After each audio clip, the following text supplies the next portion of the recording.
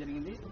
రాష్ట్ర వ్యాప్తంగా 23వ తేదీన అన్ని జిల్లా కలెక్టరేట్ కార్యాలయాల వద్ద రాష్ట్ర అధ్యక్షుడు జగ్గంపూడి రాజా గారి పిలుపు మేరకు, సిద్ధార్థరెడ్డి గారి పిలుపు మేరకు మరియు రాష్ట్ర అధినేత వైఎస్ జగన్మోహన్ రెడ్డి గారి పిలుపు మేరకు ఈ గుంతకల్ నియోజకవర్గం సమన్వయకర్త మాజీ శాసనసభ్యులు వై వెంకటరామరెడ్డి అన్న గారి ఆదేశాల మేరకు ఈ పోస్టర్ రిలీజ్ కార్యక్రమాన్ని వై నరితారెడ్డి అక్క గారు రిలీజ్ చేయడం జరిగింది.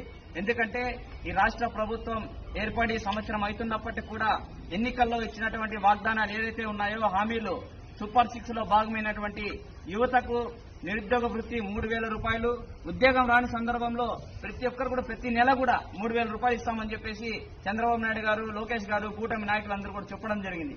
దాదాపు సంవత్సరం అయినప్పటికీ కూడా ఎవరికి కూడా ఒక్కరికి కూడా ఒక నిరుద్యోగ వృత్తి అనేటువంటిది ఇవ్వలేనటువంటి పరిస్థితి.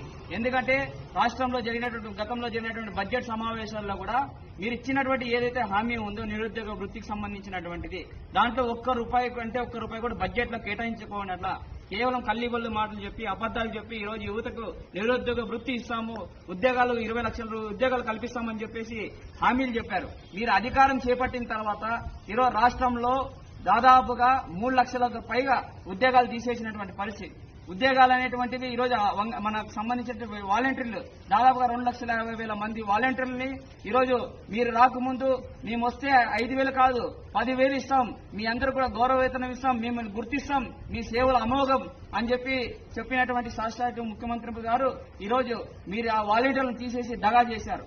అదేవిధంగా వారితో పాటు ఎవరైతే ఈ స్టోర్ సంబంధించినటువంటి బియ్యపుకు సంబంధించినటువంటి వాహనదారులు ఎవరైతే ఉన్నారో హెల్పర్ మరియు డ్రైవర్ సంబంధించినటువంటి వాళ్ళు ప్రతి ఇంటికి కూడా వెళ్లి వైఎస్ జగన్మోహన్ రెడ్డి గారు ప్రవేశపెట్టినటువంటి యొక్క పథకం ద్వారా వాళ్ళు ప్రతి ఇంటికి వెళ్లి వాళ్ళందరూ బియ్యం అంటిస్తుంటే అట్లాంటి వాళ్ళు కూడా దాదాపు 20,000 మందిని ఈరోజు మీరు తీసేసినటువంటి పరిస్థితి.